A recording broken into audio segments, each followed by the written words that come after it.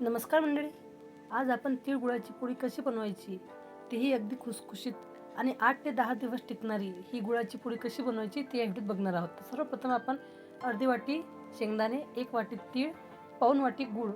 गूळ तुम्ही आपल्या चवीनुसार कमी जास्त करू शकता. त्यानंतर पाव चमचा मीठ, 4 ते 5 हिरवी वेलचीची पावडर, जायफळची पूड, चवीनुसार मीठ आणि 2 ते 3 चमचे तेल, तसेच 1 वाटी गव्हाचं पीठ. या साहित्यामध्ये आज आपण मस्त तिळगुळाची पोळी तयार करणार आहोत.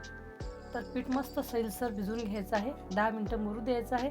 त्यानंतर त्याची पोळी लाटायची आणि ज्याप्रमाणे आपण मोदक भरतो त्याप्रमाणे हे सारण भरून याचा एक मोदक तयार करायचा आहे. त्याची लाटी तयार करायची, पोळी लाटायची आणि मस्त खमंग तव्यावरती मागून पुढून तेल टाकून खरपूस भाजून घ्यायची. अशाच प्रकारच्या नवनवीन पारंपरिक रेसिपीसाठी विदर्भ स्पेशल पाककला आणि संस्कृती या चॅनलला सबस्क्राईब करा.